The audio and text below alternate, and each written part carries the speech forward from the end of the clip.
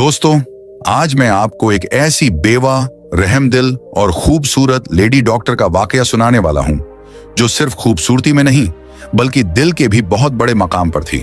वो निहायत दयालु थी, गरीबों पर रहम खाती और हर एक की मदद करती थी। उसने अपनी बस्ती में खुलेआम ऐलान कर रखा था कि अगर कोई गरीब मुझसे कुछ भी मांगेगा, मैं उसे कभी इनकार नहीं करूंगी। ये बात पूरी बस्ती में मशहूर हो चुकी थी कि जो भी इस डॉक्टर से कुछ मांगता वो उसे खाली हाथ नहीं लौटाती। किसी को कपड़े देती, किसी को पैसे, किसी को जूते, जिस तरीके से हो सकता मदद जरूर करती। लेकिन फिर एक दिन एक फकीर ने उस नरमी और सखावत का गलत फायदा उठाया। पहले तो वो रोज आकर पैसे लेता रहा, मगर फिर उसकी नीयत बदल गई। उसे यकीन था कि ये लेडी डॉक्टर किसी को मना नहीं करती, तो एक दिन उसने ऐसी चीज मांग ली कि डॉक्टर साहिबा खुद भी हक्का बक्का रह गई।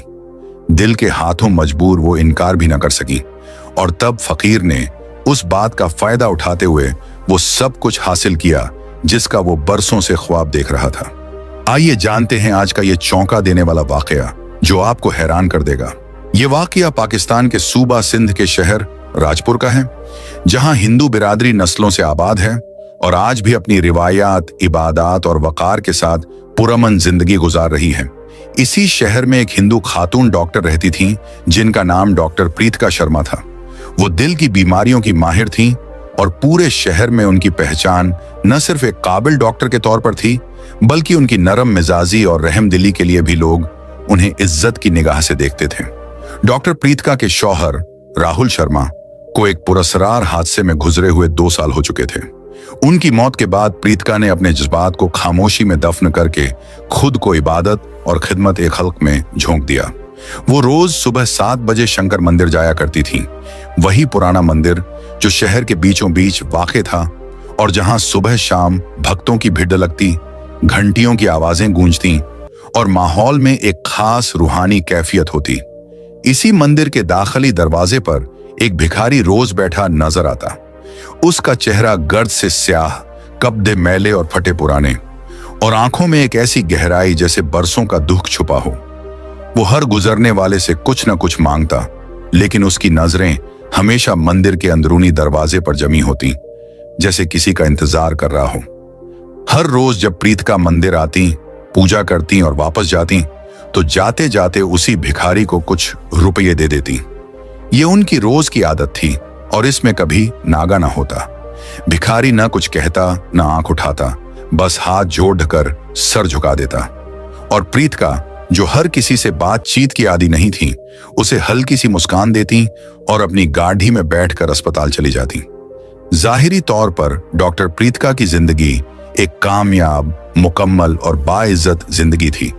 एक बद्धा अस्पताल, समाज में मुकाम, अपना जाती घर, मगर जो दुख उनके दिल में छुपा था वो सिर्फ वही जानती थी। शौहर की जुदाई, तन्हाई और जिंदगी का खालीपन, यही वो गम था जो वो हर रोज मंदिर की सीढ़ियों पर भगवान के सामने पेश करती। एक दिन जब आसमान पर गहरे बादल छा गए और हल्की बूंदाबांदी शुरू हो गई, तो वो हमेशा की तरह मंदिर गईं। पूजा मुकम्मल करने के बाद जब वो उस एफक्यूअर को पैसे देने लगी, तो उसने पहली बार अपनी आवाज निकाली। उसकी आवाज भारी और धीमी थी, मगर अल्फाज दिल में उतरने वाले थे। मैडम जी, आप मुझसे शादी कर लीजिए। डॉक्टर प्रीतिका के क्योदम रुक गए। उन्होंने एफक्यूअर को गौर से देखा। उसके चेहरे पर कोई मजाक, शूखी या दीवानगी नहीं थी। यह कैसा सवाल था? क्या वो पागल था या ये किसी गहरी बेबसी का इजहार था? उन्होंने हल्के से हंसते हुए कहा, तुम भी ना कुछ भी बोलते हो, ये लो पैसे और बारिश से बचकर बैठो। मगर एफक्यूअर ने इस बार पैसे लेने से इनकार कर दिया। उसने सिर्फ उनकी आंखों में देखा और फिर खामोशी से सर झुका लिया। डॉक्टर प्रीतिका वापस अस्पताल तो पहुंच गई, लेकिन सारा दिन उनका जहन उसी वाकया में उलझा रहा। क्या वो एफक्यूअर वाकई मामूली इंसान है? उसकी आंखों में कुछ ऐसा क्यों है जो मुझे राहुल की याद दिलाता है? रात को जब वो घर लौटी तो खुद से कहा, शायद मैं ही ज्यादा सोच रही हूं, आखिर वो तो बस एक भिखारी है। मगर अगले दिन जैसे ही उन्होंने फिर उसे पैसे देने की कोशिश की, उसने हाथ जोड़कर इनकार कर दिया और कहा, मैडम जी, मैं आपके लिए कुछ कर सकता हूं, सिर्फ एक मौका दीजिए। प्रीतिका को गुस्सा आया। उन्होंने कहा, देखो, मैं तुम्हारी मदद करती हूं, इसका मतलब ये नहीं कि तुम कुछ भी बोलने लगो, अपनी हद में रहो। लेकिन भिखारी ने नजरें नहीं झुकाई। उसने धीरे से कहा, मुझे मालूम है आपको लगता है कि मैं पागल हूं। प्रीतका की बात पर एफ ग्यूर ने एक लम्हे को नजरें झुकाई, फिर दोबारा उसकी आंखों में देखकर बोला, मैडम जी, मेरी एक बात सुनिए। मैं आपके लिए वो कुछ कर सकता हूं जो शायद कोई और न कर सके। उसके लहजे में इतना एतमाद था कि प्रीतका को एक पल को हैरत हुई। एक एफ कीर जो आम तौर पर खामोश बैठा रहता है, आज इतने यकीन से बात कर रहा था। उसके अंदर एक अजीब सा भरोसा झलक रहा था। प्रीतका ने उसे गौर से देखा और नरमी से पूछा, अच्छा बताओ, तुम क्या कर सकते हो? एफ कीर ने जवाब दिया, इस शहर में एक बद्दा नशा फरोश गिरोह काम कर रहा है। मैं आपको उनका पता दे सकता हूं। प्रीतका हैरान रह गई। एक एफ कीर और ऐसे गिरोह की मालूमात? उसे लगा जैसे कोई मजाक कर रहा हो, मगर फिर डॉक्टर होने के नाते उसकी आदत थी कि हर बात को फौरन रद्द न करे। उसने सोचा, अगर ये सच भी है तो मैं पुलिस को इत्तला दे सकती हूं। उसने तफसील पूछी तो एफ कीर ने बताया, कल रात मैंने मंदिर के पास वाले एक पुराने गोदाम में कुछ लोगों को देखा जो नशे की बड्डी डील की बात कर रहे थे। उनके हुलिये और मकाम दोनों याद हैं। प्रीतका ने इस बात को पूरी संजीदगी से न लिया, लेकिन फिर भी उसने अपने एक पुराने मरीज इंस्पेक्टर कमर से बात की। अगले दिन इंस्पेक्टर ने हैरत अंगेज खबर दी, डॉक्टर साहिबा, जिस गोदाम की आपने बात की थी वहां छापा मारा गया और वाकई एक बड्ढा मादा फरोश गिरोह पकड़ा गया। भारी मिकदार में नशा आवर अशिया बरामद हुई हैं। प्रीतका दंग रह गई। एक एफकीर को यह सारी मालूमात कैसे मालूम हो सकती है? उसने फैसला किया कि वो अगले दिन मंदिर जाकर खुद एफकीर से यह सब पूछेगी। सुबह वो मंदिर पहुंची और एफकीर पहले की तरह चबूतरे पर बैठा हुआ था। प्रीतका उसके करीब जाकर बैठ गई और आहिस्तगी से पूछा, तुमने इतनी पक्की मालूमात कैसे दी? तुम कौन हो? सच सच बताओ। एफकीर ने मुस्कुराकर कहा, मैडम जी, मैं वही हूं जो नजर आता हूं, लेकिन मैं इस शहर को बहुत अच्छी तरह जानता हूं, शायद आपसे भी बेहतर। उसकी बातों में ऐसा राज छुपा था जो प्रीतका को उलझाता जा रहा था। उसके बाद कई दिनों तक एफ क्यूअर ने प्रीतका को शहर के मुख्तलिफ इलाकों में हो रहे जुर्म की खबरें दी और हर बार वो खबरें बिल्कुल दुरुस्त निकलती थीं। प्रीतका अब उसे आम एफ क्यूअर नहीं समझती थी। वो समझ चुकी थी कि उसके पीछे कोई बद्धा भेद है, मगर वो जानती थी कि अगर वो इस पर दबाव डालेंगी तो शायद वो सच कभी न बताए। इसलिए उसने वक्त के साथ उसे जानने का फैसला किया। अब एक खामोश रिश्ता बन चुका था, न खैरात का न हमदर्दी का, बल्कि एक अजीब सा ताल्लुक। प्रीतका अब उसे पैसे नहीं देती थी, बल्कि उसके साथ बैठकर बातें किया करती थी। एफ क्यूअर कभी कभी ऐसी बातें करता जो प्रीतका को राहुल की याद दिला देती थी। एक दिन उसने कहा, मैडम जी, आपको याद है आप कहती थीं कि मंदिर की सीढ़ियों पर बैठकर चाय पीने का मजा ही कुछ और होता है। प्रीतका के हाथ से जैसे जमीन खिसक गई। ये बात तो उन्होंने सिर्फ राहुल से कही थी, किसी और को तो कभी नहीं बताई। उन्होंने खुद को संभाला, मुस्कुराकर बात टाल दी, मगर दिल में सवाल की गूंज सुनाई देती रही। एक रात वो अस्पताल से वापस आ रही थी। बारिश जोरों की थी और रास्ते सुनसान। अचानक उनकी गाड़ी बंद हो गई। वो घबरा गईं। सड़क पर कोई नहीं था, मगर तभी वो एफ क्यूअर अचानक वहां नमूदार हुआ, ऐसे जैसे पहले से जानता हो कि उसे यहां पहुंचना है। उसने गाड़ी चेक की, चंद लम्हों में स्टार्ट कर दी और कहा, मैडम जी, इतनी रात को अकेली बाहर न निकला करें, यह शहर आप जितना सीधा नहीं है। उसकी आवाज में फिक्र और दर्द छुपा था। प्रीतका ने उसे उस रात अपने घर आने की दावत दी। पहले तो उसने इनकार किया, लेकिन उनके इसरार पर वो मान गया। घर जाकर जब वो खाने की मेज पर बैठे, एफ क्यूअर ने एक निवाला लिया और आहिस्ता से कहा, ये खाना, ये जायका मुझे बहुत पुरानी यादें दिला रहा है। प्रीतका का दिल जोर जोर से धड़कने लगा, मगर वो खामोश रही। उन्होंने कुछ नहीं पूछा, मगर अगली सुबह एक फैसला कर चुकी थी। उन्होंने अपने पुराने दोस्त और फॉरेंसिक एक्सपर्ट रवि सिंह को फोन किया और वो तस्वीर उसे भेजी जो उन्होंने चुपके से एफ क्यूअर की ली थी। रवि ने तस्वीर को गौर से देखा और बोला, प्रीतका, इस आदमी का चेहरा मुझे कुछ जाना पहचाना लग रहा है, लेकिन मैं अभी यकीन से कुछ नहीं कह सकता। कुछ टेस्ट करने होंगे। प्रीतका ने दिल ही दिल में फैसला कर लिया था कि वो एफ क्यूअर की असल पहचान जानकर ही रहेगी। उसने अपने पुराने दोस्त और फोरेंसिक माहिर रवि सिंह से राब्ता किया और उसे वो तस्वीर भेजी जो उसने खामोशी से एफकीर की खींची थी। रवि ने तस्वीर को बघौर देखा और बोला, प्रीत का ये चेहरा मुझे जाना पहचाना लगता है, लेकिन मैं अभी यकीन से कुछ नहीं कह सकता। अगर तुम इस शख्स के कुछ कपड़े या इस्तेमालशुदा चीज दे सको तो मैं डीएनए टेस्ट कर सकता हूं। यह सुनकर प्रीत का उलझन में पड्डी अच गई। वो एफक्यूर को बराह रास्त शक में डालना नहीं चाहती थी। अगर वो महसूस करे कि मैं उस पर नजर रख रही हूं तो शायद हमेशा के लिए छुप जाए, उसने सोचा। तभी उसने एक तदबीर सूझी। एक दिन उसने एफकीर को अपने घर बुलाया और बड़ी नरमी से कहा, शाम, मैं चाहती हूं कि तुम अपनी जिंदगी को एक नई शुरुआत दो। अगर तुम चाहो तो मेरे घर के पिछले हिस्से में एक कमरा है, वहां रह सकते हो। एफकीर, जिसने अपना नाम शाम बताया था, पहले तो झिझका, मगर प्रीतका के खुलूस ने उसे मजबूर कर दिया और वो मान गया। अब शाम डॉक्टर प्रीतका के घर के पिछले हिस्से में एक छोटे कमरे में रहने लगा। दिन भर वो मंदिर के पास बैठता, अपने एफक्यूर वाले अंदाज में भीख मांगता और शाम को चुपचाप वापस आ जाता। प्रीतका ने एक दिन उससे पूछा, शाम, जब मैं तुम्हें सब कुछ दे सकती हूं तो तुम अब भी रोज मंदिर क्यों जाते हो? शाम ने हल्की सी मुस्कान से जवाब दिया, मैडम जी, मंदिर ही मेरी दुनिया है। वहीं सब कुछ दिखाई देता है, सब कुछ सुनाई देता है। इस जवाब में कोई फलसफा छुपा हुआ था, कोई राज जिसे समझने के लिए सिर्फ दिल की आंखें काफी थी। कुछ दिन बाद अस्पताल से प्रीतका को एक इमरजेंसी कॉल मौसूल हुई। शहर की मशहूर फार्मा कंपनी के एक गोदाम में आग लग गई थी।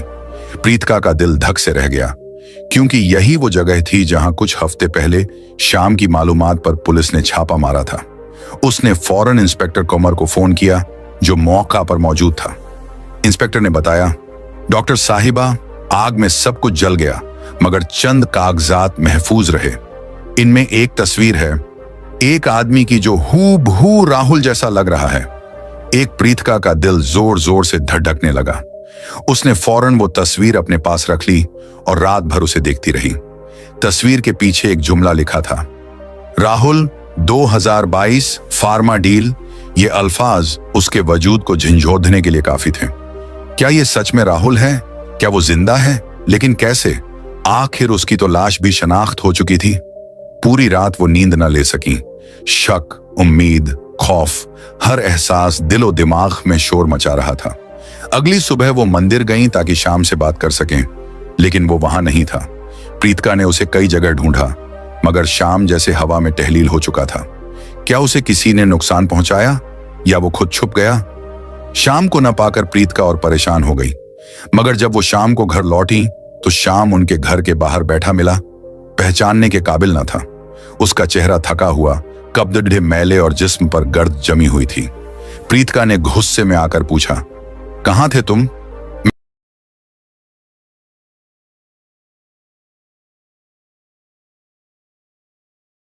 था। आप फिक्र न करें, अब सब ठीक है। प्रीतका ने फैसला किया कि वो उससे सीधा सवाल नहीं करेगी, मगर उसने नरमी से पूछा, शाम, तुम इस फार्मा कंपनी को जानते हो? शाम ने एक लम्हे को उनकी आंखों में देखा, फिर नजरें झुकाकर बोला, मैडम जी, इस शहर में कौन नहीं जानता उन लोगों को। बहुत ताकतवर हैं। ये अल्फाज थे या किसी बद्ध सच की झलक? प्रीतका का दिल कह रहा था कि शाम को छुपा रहा है और इस छुपाई हुई बात का तल्लुक जरूर राहुल से है। चंद दिनों बाद प्रीतका ने खुद गोदाम की आग की मुकम्मल रिपोर्ट निकलवाने की कोशिश की।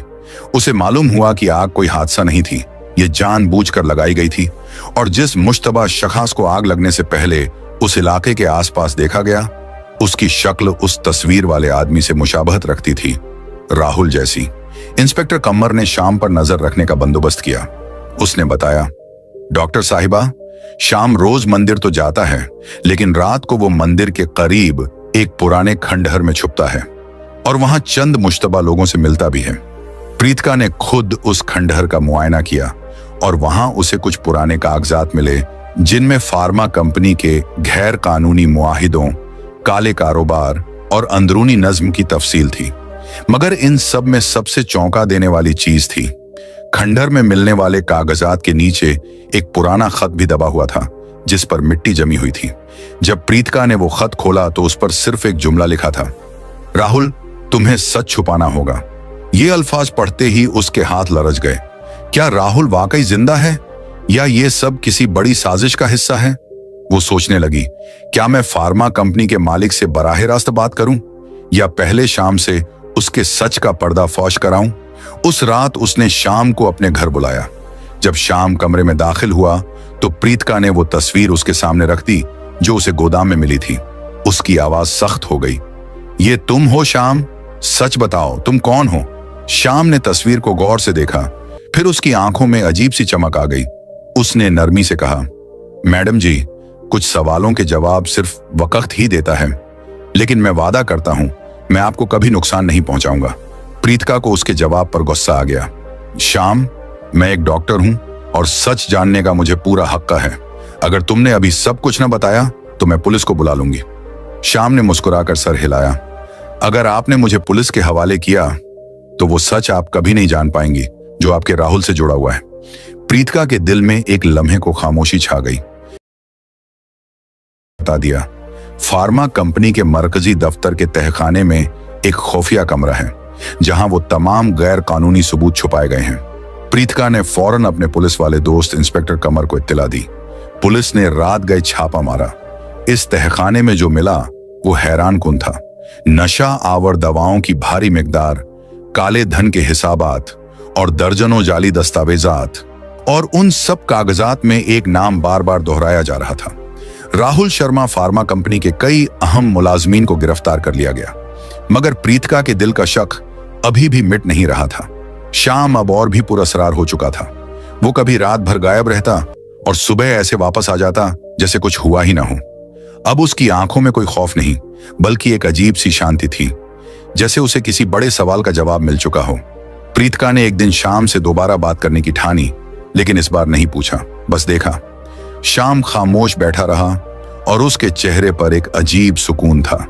उसी शाम प्रीतिका ने रवि सिंह को कॉल किया। डीएनए टेस्ट के नतीजे कब आएंगे? रवि ने जवाब दिया, 2 दिन में, लेकिन एक बात है, अगर वो शख्स वही निकला जिसका तुम्हें शक है तो ये सब कुछ बदल देगा। प्रीतिका के दिल की धड़कन तेज हो गई। उसी रात एक अनजान नंबर से कॉल आया।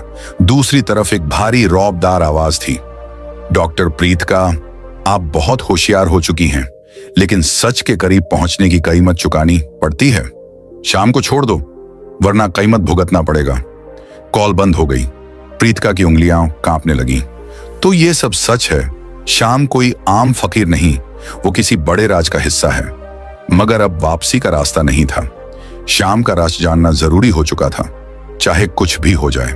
वो जानती थी कि हर रात वो किसी अंधेरी गली में जाता है, मंदिर से निकलकर खंडरात की तरफ। वहां कुछ ऐसे लोगों से मुलाकात करता है जो दिन में कभी दिखाई नहीं देते। प्रीतिका ने फैसला किया कि अब वो शाम का पीछा करेगी। उसने इंस्पेक्टर कमर को फोन किया और एक मंसूबा बनाया। मैं अब रुकने वाली नहीं, चाहे सच जैसा भी हो। मैं शाम की हरकतें, उसकी बातों में छुपा असरार और उसके चेहरे की संजीदगी, सब कुछ अब एक बड़े इंकशाफ की तरफ बढ़ रहा था। मगर जो बात डॉक्टर प्रीतिका अभी तक नहीं जानती थी वो ये थी कि शाम कोई और नहीं बल्कि उनका शौहर राहुल शर्मा था। 2 साल पहले राहुल की मौत एक सड़क हादसे के तौर पर सामने आई थी, लेकिन वो महज एक साजिश थी। राहुल एक सॉफ्टवेयर इंजीनियर था जो उसी फार्मा कंपनी के लिए काम करता था जिसके खिलाफ शाम लगातार बातें कर रहा था। राहुल को पता चल गया था कि कंपनी मादा की गैर कानूनी तिजारत, मनी लॉन्ड्रिंग और दूसरे काले धंधों में मुलव्विस है। उसने इन जुर्मों को बेनकाब करने का फैसला किया, मगर कंपनी के मालिक राघा मल्होत्रा ने राहुल को रास्ते से हटाने की साजिश रचाई। राहुल किसी तरह बच गया, लेकिन अपनी जान बचाने के लिए उसे अपनी मौत का ड्रामा करना पड़ा। उसने सबसे दूर होकर शहर के अंडरवर्ल्ड में पनाह ली और एक फकीर का रूप इख्तियार कर लिया।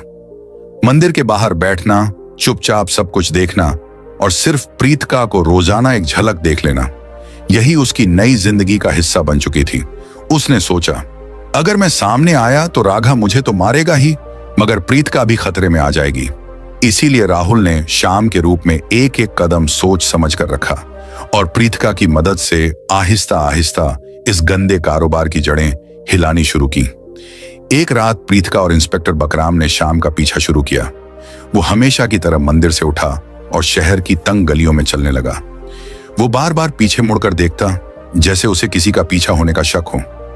काफी देर बाद वो एक पुराने जले हुए गोदाम के पास रुका। ये वही गोदाम था जहां चंद हफ्ते पहले आग लगी थी। प्रीतिका का दिल धड़कने लगा। क्या ये वही जगह है जहां राहुल की तस्वीर मिली थी? क्या श्याम यहां कुछ खास तलाश करने आया है? बकराम ने इशारा किया कि वो छुपकर गोदाम के पीछे जाए। वहां एक और शख्स श्याम से आहिस्ता आवाज में बात कर रहा था। एक लंबा पतला आदमी जिसके चेहरे पर घनी दाढ़ी थी। उनकी बातें वाजह सुनाई नहीं दे रही थीं, लेकिन वो शख्स श्याम को एक छोटा सा पैकेट देकर तेजी से गलियों में गायब हो गया। बकराम ने प्रीतिका से कहा, हमें वो पैकेट देखना होगा, हो सकता है कोई सबूत हो। मगर प्रीतिका की नजर श्याम पर जमी हुई थी। वो गोदाम के अंदर गया और अंधेरे में जा बैठा। जब प्रीतिका और बकराम कुछ देर बाद अंदर दाखिल हुए तो वहां जली हुई लकड़ी और केमिकल की बदबू फैली हुई थी। एक कोने में श्याम एक पुरानी मेज पर बैठा कुछ कागजात देख रहा था। उसने वही पैकेट खोला हुआ था जिसमें चंद तस्वीरें और एक यूएसबी ड्राइव थी। प्रीतिका और बकराम ये सब दूर से देख रहे थे। अचानक श्याम ने वो तस्वीरें जला दी। प्रीतिका हिल गई। क्या वो सबूत मिटा रहा है या उनमें कुछ ऐसा था जिसे वो छुपाना चाहता है? बकराम ने आहिस्तगी से कहा, हमें अभी बात नहीं करनी चाहिए। शायद वो किसी बड़े नेटवर्क का हिस्सा।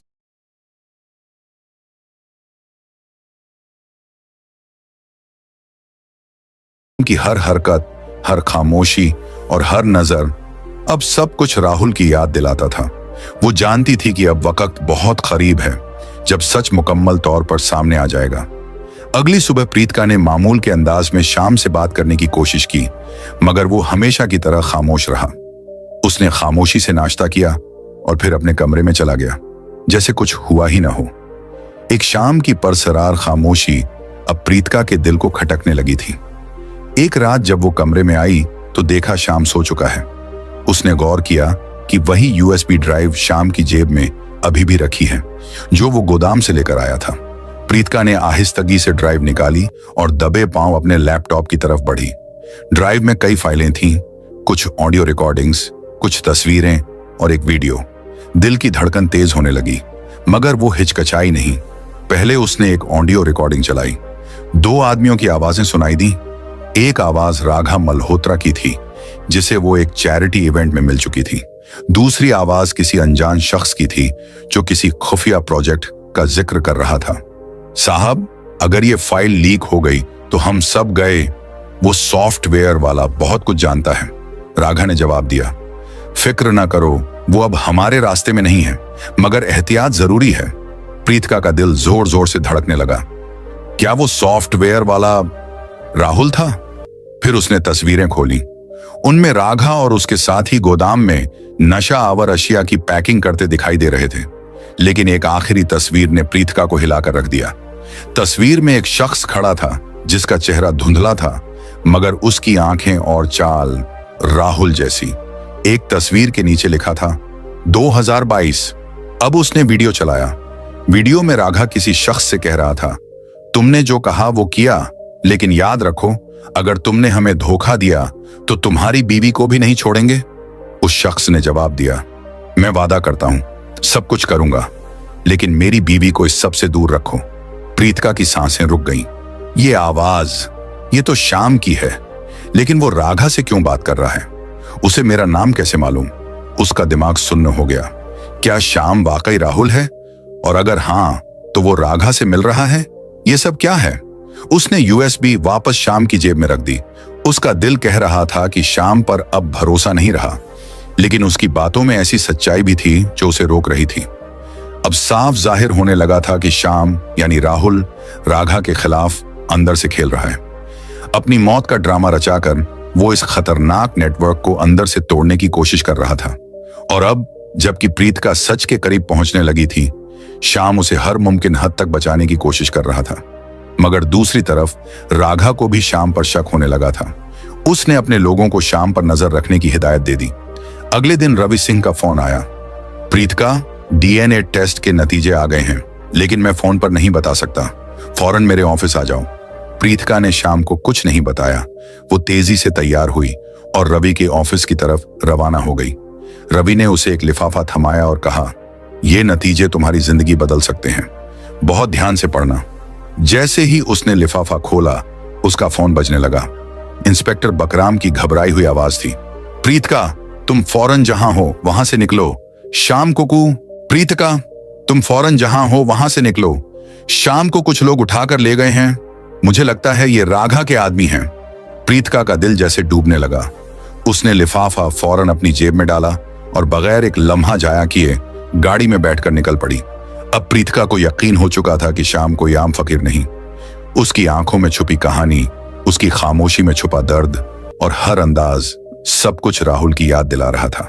आखिरकार सच उनके सामने खुलने लगा था। शाम दरअसल उनका शौहर राहुल शर्मा ही था।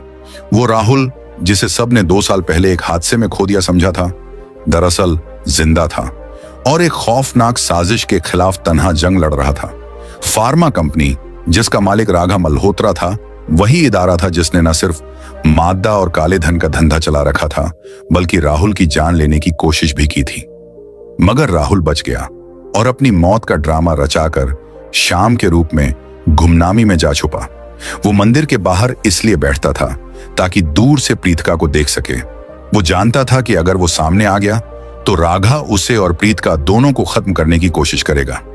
इसलिए वो चुपचाप अपनी पहचान छुपाए कंपनी के अंदरूनी राज जमा करता रहा और आखिरकार उनको बेनकाब करने के करीब पहुंच गया।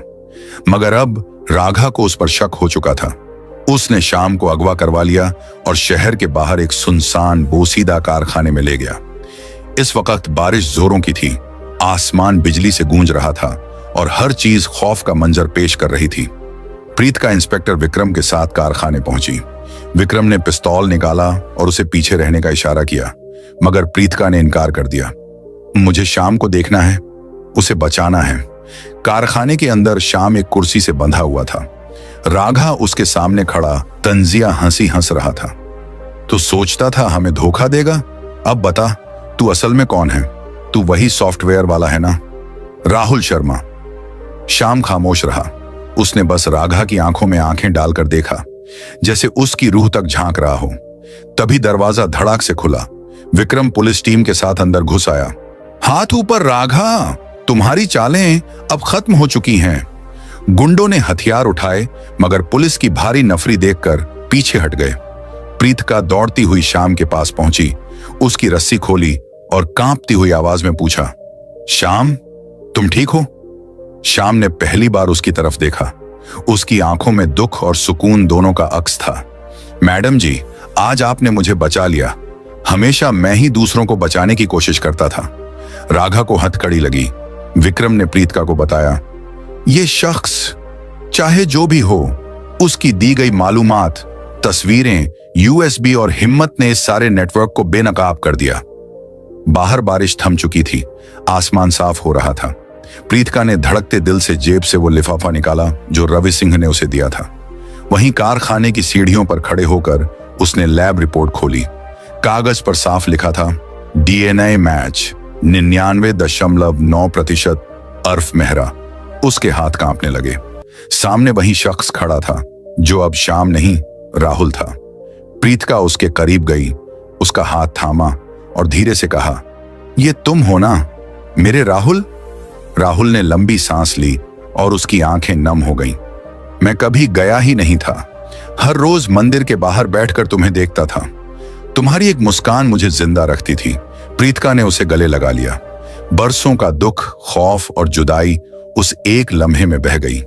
चंद हफ्तों बाद मंदिर की सीढ़ियों पर दोनों साथ बैठे थे। राहुल अब साफ लिबास में, अपनी असली पहचान में, मगर वही आंखें, वही मोहब्बत। प्रीतिका ने पूछा, अब क्या?